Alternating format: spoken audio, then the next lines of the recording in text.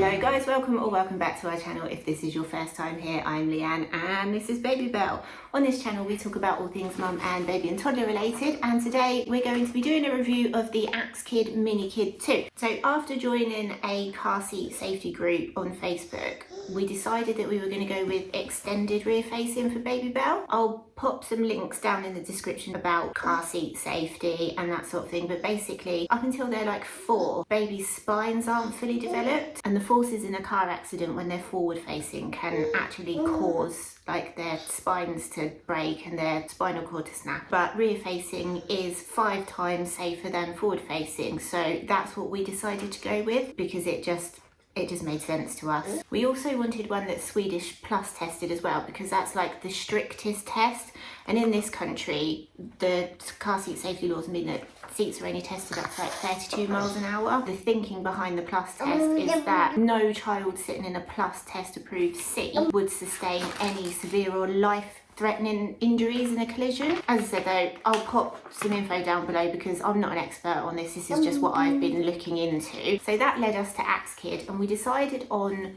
the Minikid, the Minikid 2. As you can see, we've got it installed in the front. Now, we put it in the front originally because we were driving up to Scotland. We were doing like a 10-hour journey, and it's still in the front because it is a little bit of a faff to move around. So that's where I'm going to start with this review. We bought the seat from a company called Simply Safe Car Seats, and they'll fit the seat for free for you if you are within like an hour's radius of them, which we're not. But they also do provide an hour-long like video call to help you fit it. Fitting the seat was fiddly. John did it, but it's all like tethers and support legs and everything. But apparently if you do need to swap this between cars, then buying an extra set of tethers makes it a whole lot easier. And these tethers, they self-tighten, which apparently makes fitting a lot easier as well. I'm saying apparently because John did it all, and he used a couple of videos on YouTube just to make sure that he was doing it all right and everything. And in this country it is legal to rear face in the front seat, but you must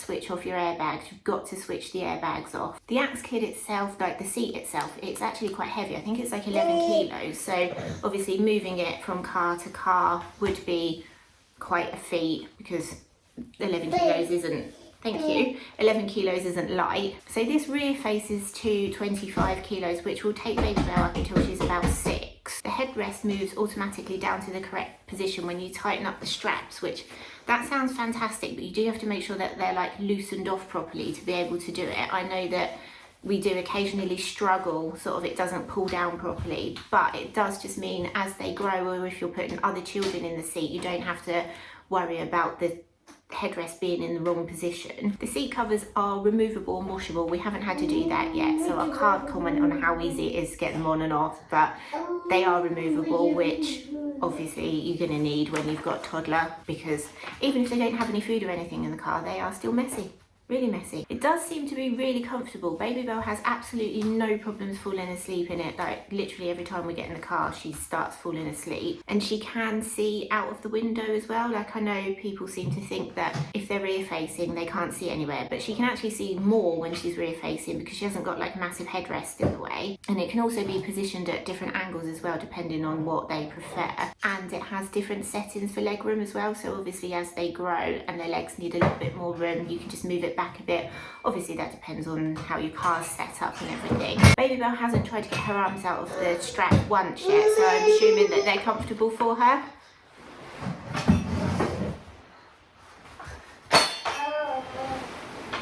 She's now in the background, she's going to play some music for us. How lovely. It's not ISOFIX because it's fixed by the tethers and the support leg, but once it's fitted in properly, it literally doesn't move. Our baby carrier, our infant carrier, was ISOFIX, and that wiggled about more than this does, so it does seem to be really secure, and I've got no concerns about it being thrown out of the car if there was to be an accident. It's not cheap at all, but I wouldn't expect one of the safest car seats in the world to be cheap. It retails for £360, but we got it in a sale. They do like sales quite often, Axkid do, and we paid £295 for it. So if it does last Babybel for 5 years from when she's a year to 6, that's £59 a year for like one of the safest car seats in the world. Although I said it was fiddly to fit, I think we were fully expecting it to take a while because obviously it's a safety feature, you want it to be done properly. So I don't think that's a negative. Like I said, like we've still got it in the front because it's perfectly fine there. And eventually we probably will move it to the back, but I don't think it being difficult to fit is a negative. Obviously we don't have any other extended rear facing seats to compare it to, but Babybel seems happy in it.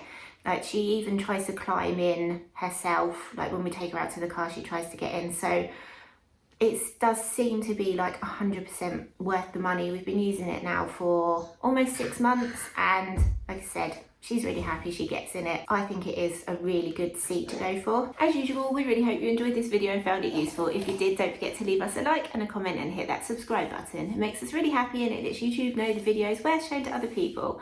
We'll see you next time. Say bye. Bye.